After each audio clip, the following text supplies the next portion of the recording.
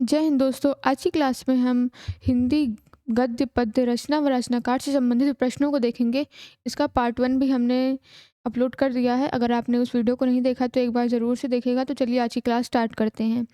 पहले प्रश्न में दिया गया है, आधुनिक हिंदी गद्य का जन्मदाता किसे कहा जाता है? अमीर खुसरो को, भारत तेंदु को, गंगा कवि को या फिर जयशंकर प्रसाद को? तो आधुनिक हिंदी गद्य का जन्मदाता कहा जाता है भारत तेंदु जी को।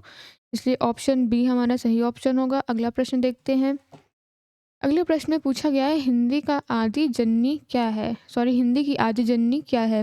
पाली, संस्कृत, अपभ्रंश या फिर प्राकृत? तो हिंदी की आदि जननी है संस्कृत, इसलिए ऑप्शन बी हमारा सही ऑप्शन होगा। अगले प्रश्न की ओर बढ़ते हैं। अगले प्रश्न में पूछा जा रहा है, पंजाब में हिंदी का प्रचार किसने किया? ऑप्शन हमें दिया गया है, सदल मिश्र, श्रद्धा राम फिल्लोरी, लल्लू लाल या फिर राजा राम मोहन राय? तो पंजाब में हिंदी का प्रचार किया था श्रद्धा राम फिल्लोरी ने, इसलिए ऑप्शन बी हमारा सही ऑप्शन होगा। चलिए अगला प्रश्न देखते हैं। अगले प्रश्न में पूछा जा रहा है, हिंदी साहित्य के इतिहास में प्रसिद्ध कबीरदास, सूरदास, महावीर प्रसाद, त्रिवेदी, प्रेमचंद, हरिवंश राय बच्चन आदि किस प्रदेश से हैं? गुजरात, महाराष्ट्र, उत्तर प्रदेश या फिर असम? तो इसका सही ऑप्शन होगा उत्तर प्रदेश, ऑप्शन सी। अगले प्रश्न में पूछा गया है, हिंदी आकृति की दृष्टि से निम्नलिखित में से किस प्रकार की भाषा है? ऑप्शन ए में हमें दिया गया है प्रश्लिष्ट योगात्मक, ऑप्शन बी में दिया गया है अयोगात्मक, ऑप्शन सी में दिया गया है शिष्ट योगात्मक और ऑप्शन डी में दिया गया है अशिष्ट योगात्मक। तो इसमें ऑप्शन सी शिष्ट योगात्मक हमारा सही ऑप्शन होगा। चलिए अगला प्रश्न देखते हैं। अगले प्रश्न में हमसे पूछा गया है, पद्मिनी, चित्रिणी, शंखिनी, हस्तिनी किसको संबोधित करते हैं? नक्षत्र को, नायिकाओं को, राशियों को या फिर कलाएं? तो इसमें ऑप्शन होगा नायिकाएं।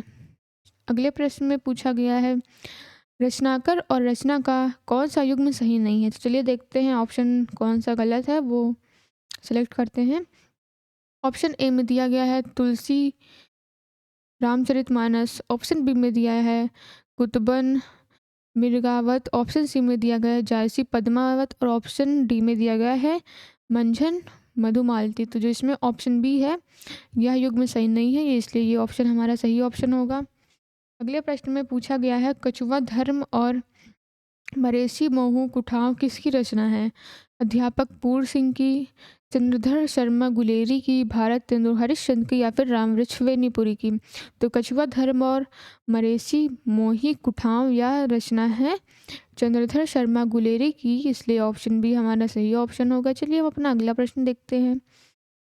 अगले प्रश्न में हमसे पूछा जा रहा है, कामायनी की रचनाकार कौन है? मैथिली शरण गुप्त, राम नरेश त्रिपाठी या फिर रामधारी सिंह दिनकर या फिर जयशंकर प्रसाद? तो कामायनी के रचनाकार हैं जयशंकर प्रसाद जी, ऑप्शन डी हमारा सही ऑप्शन होगा।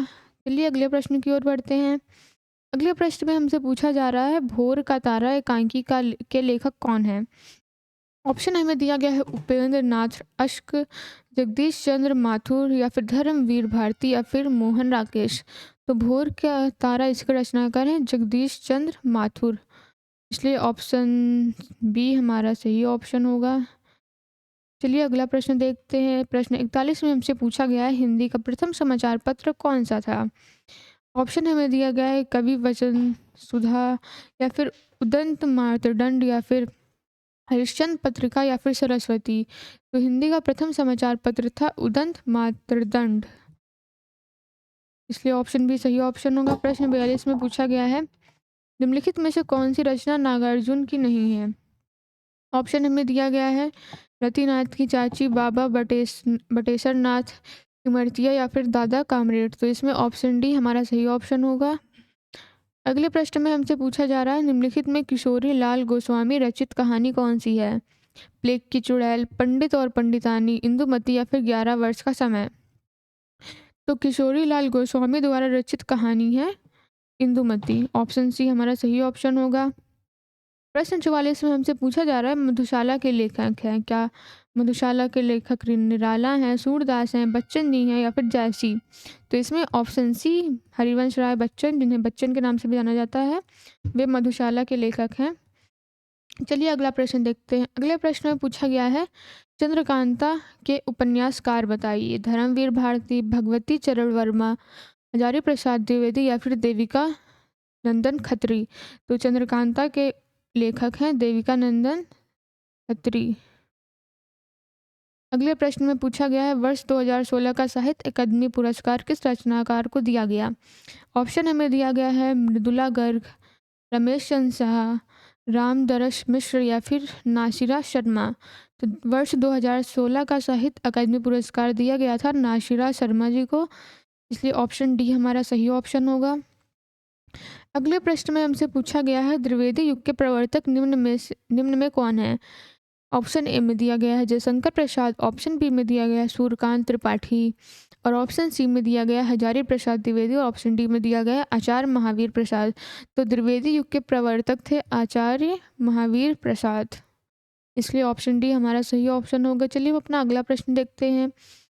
अगले प्रश्न में पूछा गया है, भारतीय आत्मा किसका कवि का उपनाम है। ऑप्शन दिया गया है विद्यापति ठाकुर, भारत बिंदु हरिश्चंद्र, माखनलाल चतुर्वेदी या फिर हरिराम व्यास। तो भारतीय आत्मा यह माखनलाल चतुर्वेदी जी का उपनाम है, इसलिए ऑप्शन सी हमारा सही ऑप्शन होगा। प्रश्न 49 में पूछा गया है, हे री मैं तो प्रेम दीवानी, मेरो दर्द न जाड़े कोय, दर्द की मारी बन बन डोलूं, बैद मिलियो नहीं कोई। यह पंक्ति किसकी है, हमें बताने की यह पंक्ति किसके द्वारा लिखी गई है। चलिए देखते हैं ऑप्शन। ऑप्शन ए में दिया गया है मीरा, ऑप्शन बी में दिया गया है महादेवी वर्मा, ऑप्शन सी में दिया गया है सुभद्रा कुमारी चौहान और ऑप्शन डी में दिया गया है रसखान। तो यह पंक्ति लिखी गई थी मीराबाई जी के द्वारा, इसलिए ऑप्शन ए हमारा सही ऑप्शन होगा। अगला प्रश्न देखते हैं। अगले प्रश्न में हमसे पूछा गया है, अब कैसे छूटे राम नाम रट लागी, प्रभु जी तुम चंदन हम पानी, जाकी अंग अंग बस समानी। दी गई पंक्तियां किसके द्वारा रचित पद का अंश है। क्या यह रैदास के द्वारा लिखी गई है, सूरदास के द्वारा लिखी गई हैं, तुलसीदास द्वारा लिखी गई है या फिर कबीरदास द्वारा। तो यह पंक्ति लिखी गई है रैदास जी के द्वारा, इसलिए ऑप्शन ए हमारा सही ऑप्शन होगा। चलिए अगला प्रश्न देखते हैं। अगले प्रश्न में पूछा गया, निम्नलिखित दोहा किसका है। चलिए देखते हैं कि दोहा क्या दिया हुआ है। दोहा दिया है, माला तो कर मैं फिरे फिरे जीभ, फिरे मुख माही, मनुआ जो चाहूँ दिसी फिरे, या तो सिमरन नाही। ऑप्शन दिया गया है कबीरदास, तुलसीदास, रहीम या फिर दादू दयाल। तो इसमें ऑप्शन ए कबीरदास हमारा सही ऑप्शन होगा। प्रश्न 52 में हमसे पूछा गया है, राहुल सांकृत्यायन ने लेखन के लिए निम्नलिखित में से किस विधा को विशेष रूप से पसंद करता है।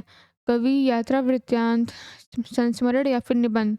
तो राहुल सांकृत्यायन जी वो यात्रा वृत्तांत उन्होंने ज़्यादा लिखा है, इसलिए ऑप्शन बी हमारा सही ऑप्शन होगा। प्रश्न 53 में पूछा गया है, निम्नलिखित में से कौन सी कहानी प्रेमचंद द्वारा रचित नहीं है। ऑप्शन दिया गया है पूस की रात, ईदगाह, ताई या फिर दो बैलों की कथा। तो जैसा कि हमको पता है कि पूस की रात भी प्रेमचंद द्वारा लिखी गई है, ईदगाह भी प्रेमचंद द्वारा लिखी गई है और दो बैलों की कथा भी प्रेमचंद द्वारा ही लिखी गई है, परंतु जो ताई कहानी थी यह प्रेमचंद द्वारा नहीं लिखी गई है, इसलिए ये ऑप्शन हमारा सही ऑप्शन होगा। अगले प्रश्न में पूछा गया है, घुमक्कड़ शास्त्र की रचना किसने की। राहुल सांकृत्यायन ने, महादेवी वर्मा ने, हजारी प्रसाद त्रिवेदी ने या फिर प्रेमचंद जी ने। तो घुमक्कड़ शास्त्र की रचना की थी राहुल सांकृत्यायन जी ने, इसलिए ऑप्शन है ए हमारा सही ऑप्शन होगा। अगले प्रश्न में पूछा गया है, कौन सी कहानी प्रेमचंद की नहीं है। तो चलिए देखते हैं ऑप्शन क्या दिया हुआ है। झूठा सच, परीक्षा, बड़े भाई साहब या फिर ईदगाह। तो जो झूठा सच कहानी थी वह प्रेमचंद द्वारा नहीं लिखी गई है। अगला प्रश्न देखते हैं, मानसरोवर में से किस कहानीकार की कहानियां संग्रहित हैं। हरिशंकर परसई, जयशंकर प्रसाद, प्रेमचंद या फिर कृष्ण सोबती। तो इसमें ऑप्शन सी प्रेमचंद हमारा सही ऑप्शन होगा। अगले प्रश्न में पूछा गया, निम्नलिखित में से रचना और रचनाकार और उनकी रचना के अनुसार कौन सा युग्म गलत है। बाण भट्ट कादम्बरी, जयशंकर प्रसाद लोकायतन, वात्स्यायन कामसूत्र और मुंशी प्रेमचंद गोदान। तो इसमें ऑप्शन बी हमारा सही ऑप्शन होगा। अगले प्रश्न में पूछा गया, भाषा का वह साधन जिसके द्वारा मनुष्य अपने विचार दूसरों तक भली भांति प्रकट कर सकता है, यह कथन किसका है। क्या यह कथन महावीर प्रसाद द्विवेदी जी का है, कामुकता प्रसाद गुरु का है, रामचंद्र शुक्ल का है या फिर किशोरी लाल वाजपेयी का है। तो इसमें ऑप्शन बी कामता प्रसाद गुरु जी ने यह कथन कहा था, इसलिए ये ऑप्शन हमारा सही ऑप्शन होगा। चलिए हम अपना अगला प्रश्न देखते हैं। अगले प्रश्न में पूछा गया है, निम्न में से कौन सी दिनकर की रचना नहीं है? उर्वशी, कुरुक्षेत्र, मृगनयनी या फिर रश्मि रथी। तो दिनकर की रचना कौन सी नहीं है? तो जी हाँ, मृगनयनी जो है वह दिनकर जी की रचना नहीं है, इसलिए ये ऑप्शन हमारा सही ऑप्शन होगा। प्रश्न 60 में पूछा जा रहा है, सेवा सदन किसकी रचना है? जयशंकर प्रसाद की, जैनेन्द्र कुमार की, प्रेमचंद की या फिर यशपाल की। तो सेवा सदन है प्रेमचंद जी की रचना। प्रश्न 61 में पूछा गया है, हरी घास पर क्षण भर किस कवि का काव्य संग्रह है? या अगे का काव्य संग्रह है, मुक्तिबोध का काव्य संग्रह है, रामविलास शर्मा का काव्य संग्रह है या फिर भारत भूषण अग्रवाल का काव्य संग्रह है। तो हरी घास पर क्षण भर या अगे का काव्य संग्रह है, इसलिए ये ऑप्शन हमारा सही ऑप्शन होगा।